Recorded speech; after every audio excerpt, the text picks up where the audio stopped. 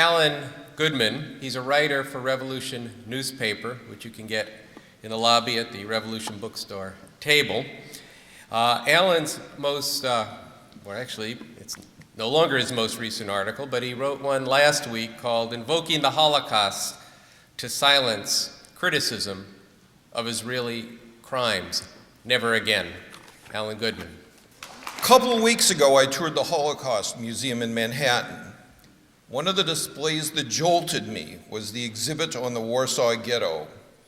In Warsaw, Poland in 1940, over 400,000 Jews, nearly 40% of the population of the city, were literally walled off in an area that comprised less than 5% of Warsaw.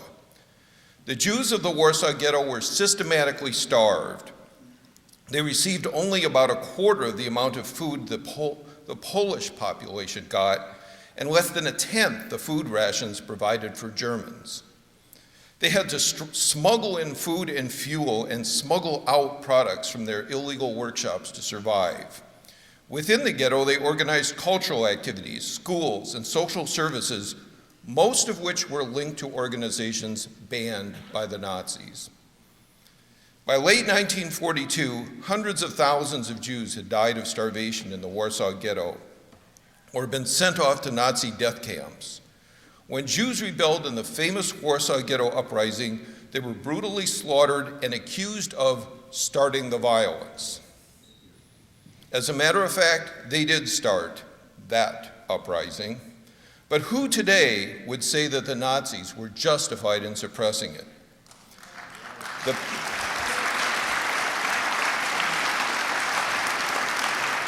The parallels between the Warsaw Ghetto then and Gaza now are stark and sobering. 1.5 million people are crammed into the walled-off, impoverished, tiny strip that is Gaza. In addition to what other speakers have described, when Gaza ended the occupation and direct military rule of Gaza in 2005, it kept complete control of the land, sea, and air borders.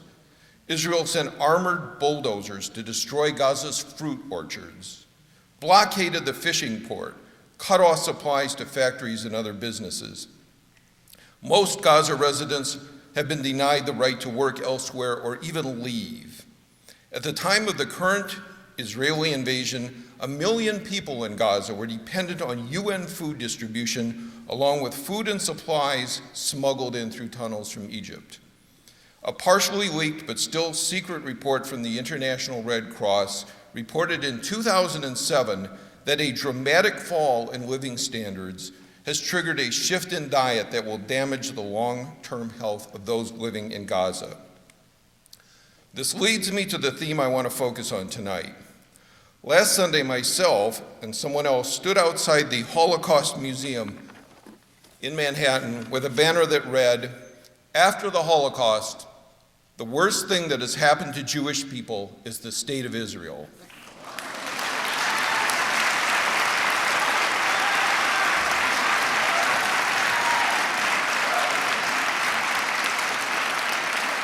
As some of you know, we were issued citations by the New York City Parks Police for, and I quote, displaying a banner criticizing Israel. And for over 2 hours, we were surrounded by as many as 28 NYPD and Parks Department squad cars with their lights flashing. The message on that banner was a quote from Bob Avakian, the chairman of the Revolutionary Communist Party. It is counterintuitive, to say the least. The state of Israel has clearly been the worst thing that has happened to the Palestinian people. But this quote is saying that after the Holocaust, the state of Israel is the worst thing that has happened to Jewish people. To help get at this, let me share an experience I had in Hebrew school. This is something I've written about in Revolution. This took place in the mid-1960s when there was protest and rebellion in the air. This was also a time when the connection between the United States and Israel was emerging as the strategic relationship that it is today. And that was all reflected in things going on at the time in my Hebrew school.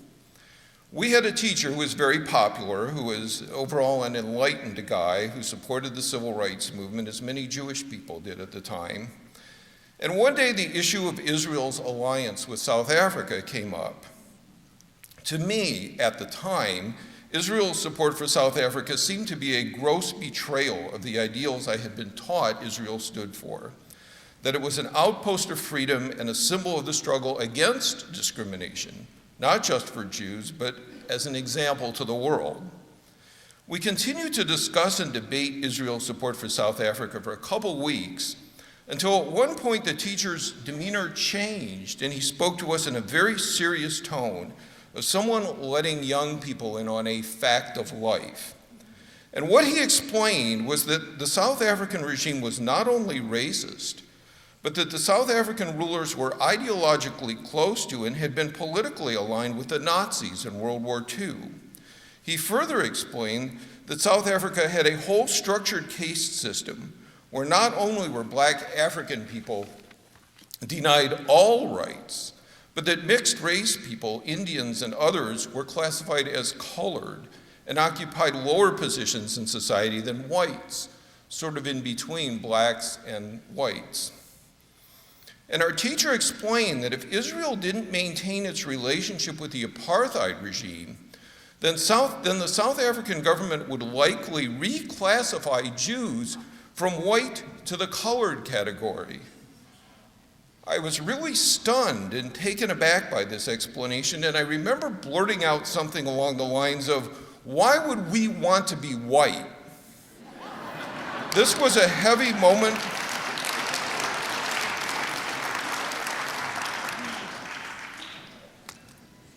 This was a very heavy moment for me personally, and it had something to do with where I ended up politically.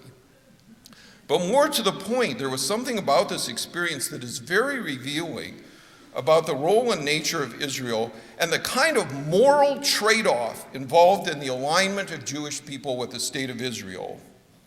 Jews were viciously persecuted in Europe even before the Nazis. Jews, especially in Eastern Europe and pre-revolutionary Russia, were targets of violent pogroms.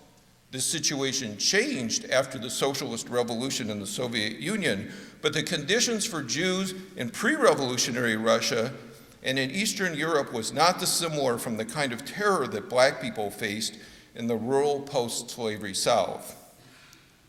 But among Jews in Europe and around the world, there were essentially two trends with two different views on how to respond to anti-Semitism.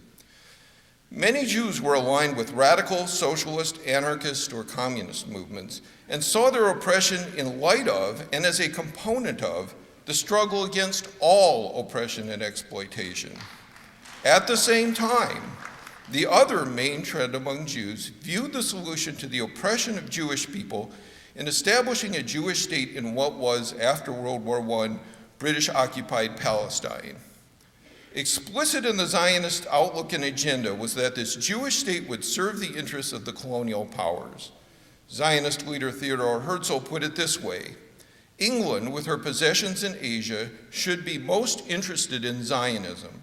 I believe in England that the idea of Zionism, which is a colonial idea, should be easily understood.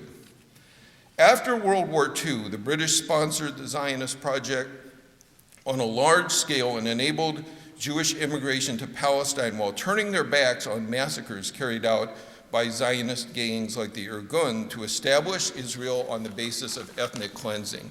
Others have spoken to this, and it's documented in the packet of reprints from Revolution available here tonight. By the late 1960s, the United States replaced Britain as the main financial, political, and military sponsor of Israel. What did that relationship bring to the world? Throughout the Cold War, Israel was a bulwark in America's contention with the Soviet Union in the Middle East. During that period, Israel provided large-scale strategic military assistance to U.S. allies, not just in the region, but also to the Shah of Iran, to the death squads of the Christian fundamentalist regime of Rios Mott that systematically killed off entire villages of indigenous peasants in Guatemala. And Israel provided assistance to the Nicaraguan Contras, who carried out attacks on civilians and civilian infrastructure to overthrow the elected government of Nicaragua. The establishment of Israel has been a disaster for the Palestinian people, and beyond that, a key prop in a world of pain and poverty that we live in today.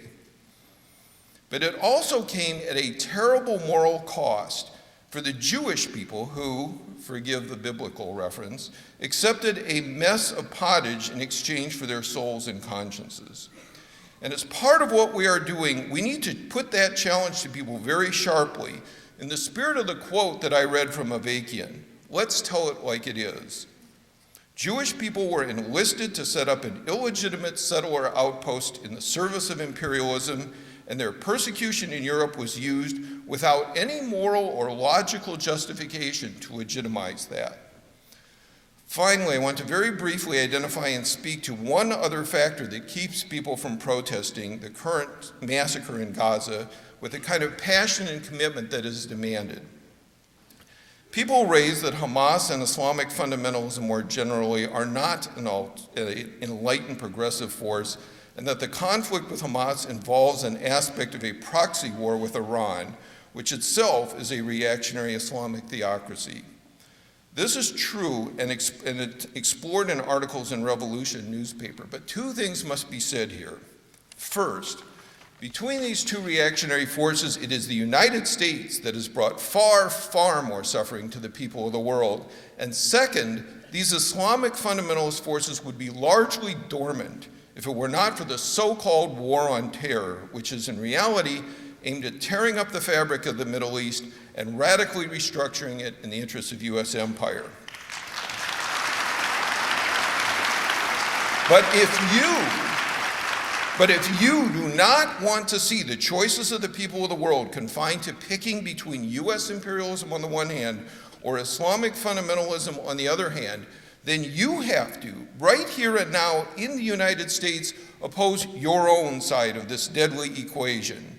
The more we do so, the more the people of the world see that there are people in this country who are not going along with the crimes of our government as it sponsors Israel's massacre in Gaza, the more basis there is for the people of the world to see the potential for another way, a really liberating, radical, revolutionary way to get beyond a world divided into oppressed and oppressors and all that goes with that.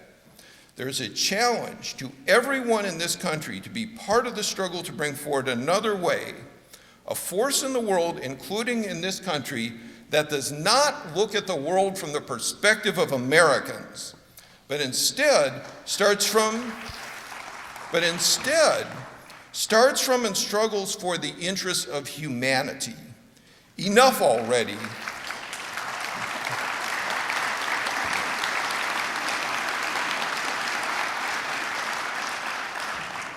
Enough already with the outlook of me and my people first above everyone else, especially when that outlook is being invoked to align people with terrible crimes.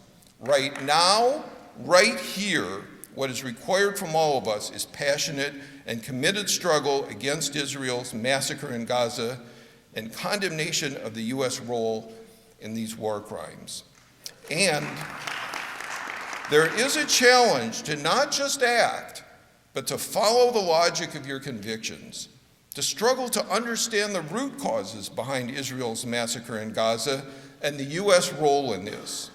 And there is a challenge to learn more, to go where that takes you, including grappling seriously with what it is really going to take to bring about a whole better world.